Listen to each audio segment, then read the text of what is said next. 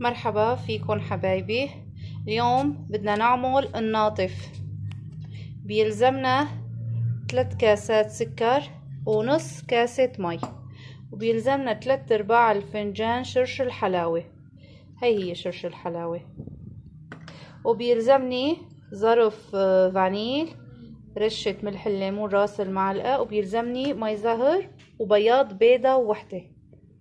هلا طريقة شرش الحلاوة يلي بحب يعرف، مثل هدول عدد هدول بتحطوهم بمي، بريق مي تقريبا شي 3/4 لتر. بيبقى لكم تقريبا لبين ما تنزل تغلي كتير هي على الغاز، بيبقى شي 4 فناجين منها بس مو اكتر. وفيكم تحتفظوا فيها بالفريزر. واهم شي لا تنسوا الاشتراك بصفحتي وتفعلوا الجرس. ومنشوف طريقة التحضير. وهلأ بالطنجرة بنفضي، رح نفضي 3 كوب السكر،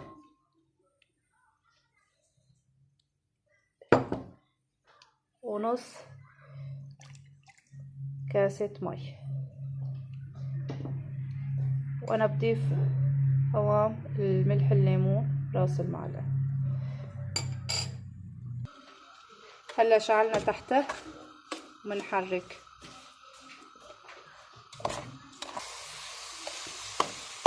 هلا رح نوطي تحته كتير على نار واطية. لازم يكون القطر كتير تقيل.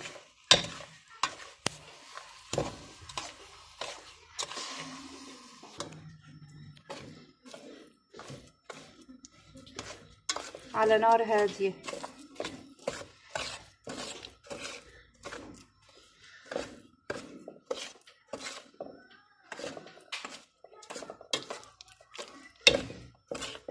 منضل عم نحرك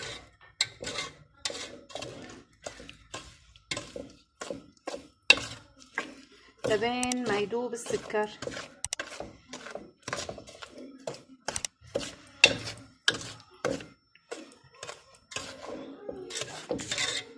ما تعلوا تحته، ما يكون عالي، هيك كويس.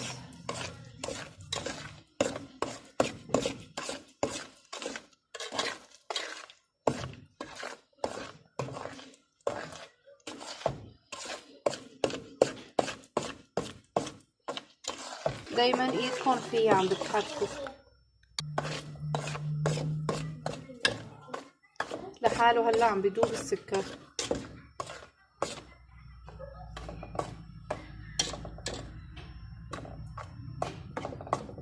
بس عليته تحته بيحترق يعني. خلي على نار هادية ودايما ايدكم فيه.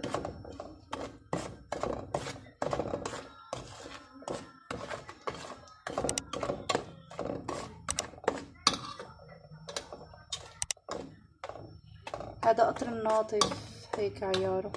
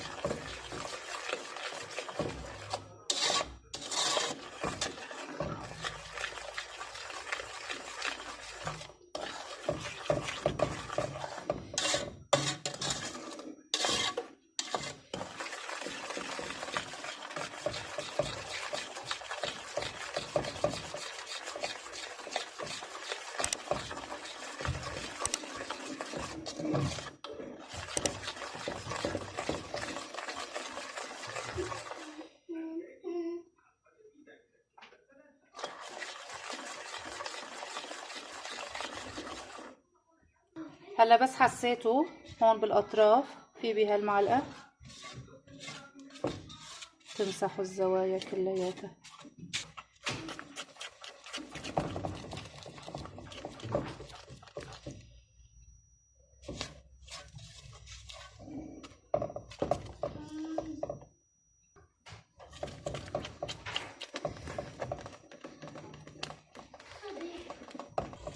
وهي بلش يغلي.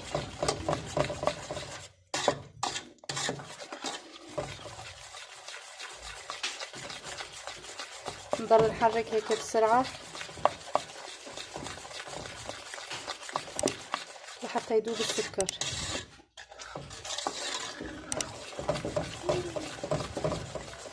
بصير عنا قطر تقيل.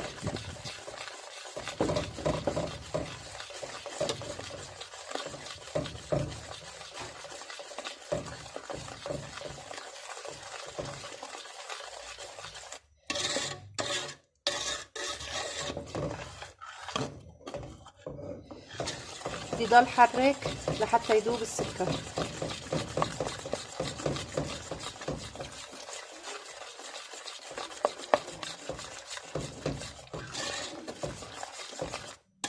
لسه بده. وهي القطر صار جاهز. هلا بجاط رح نفضي بياض البيضة مع شرش الحلاوة ورح نخفق.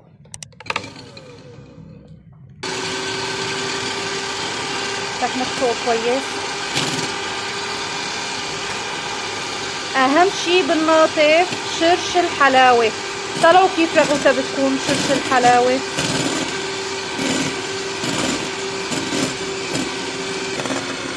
شوفوا كيف عم بيصير، عم تكسر الرغوة، عم يصير سائل كريمي. هلا بعد ما ضعف حجمه فينا نضيف القطر شوي شوي. هلا بنضيف القطر شوي شوي.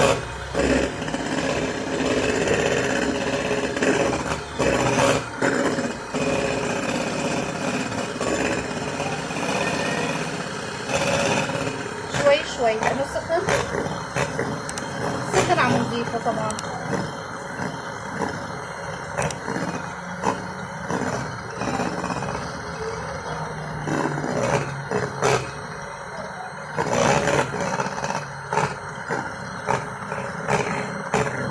شوفوا كيف على مهل.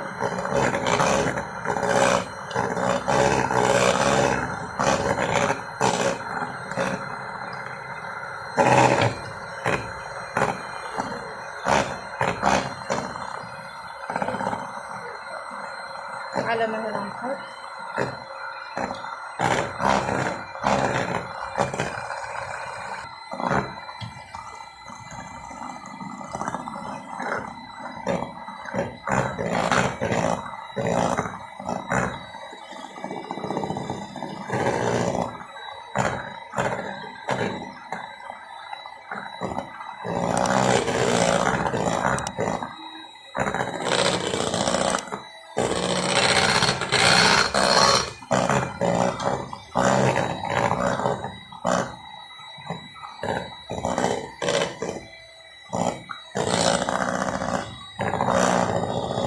شوي شوي بنضيف القطر.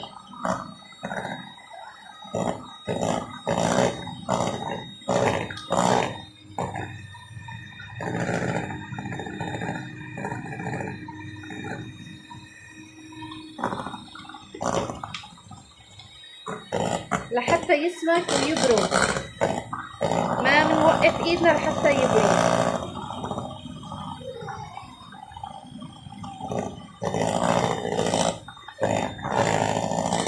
شوفوا كيف بلش يسمك. طبعا الزوايا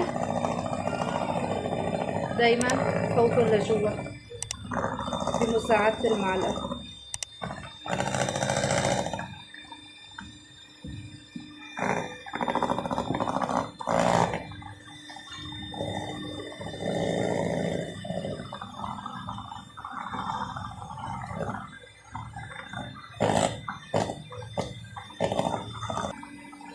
هلا بما انه خلصنا حطينا القطر، شوفوا كيف عم بسمك. هلا رح نحط الفانيل، زرق فانيل.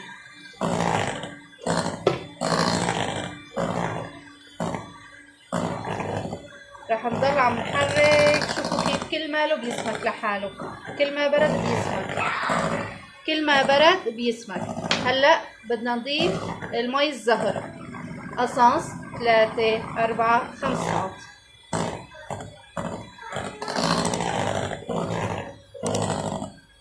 شوفوا كيف عم يسمك، كل ما عم يبرد عم يسمك لحاله. عم بين عليكم كيف عم يسمك.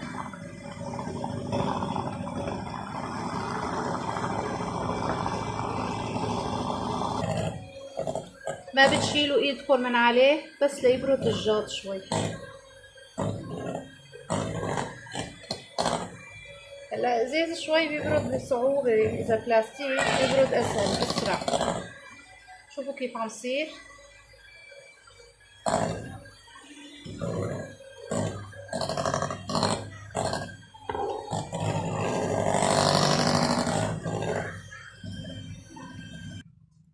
وهي الناطف صار جاهز مع الكرابيجات، وصحتين وألف هنا، وإن شاء الله تعجبكم.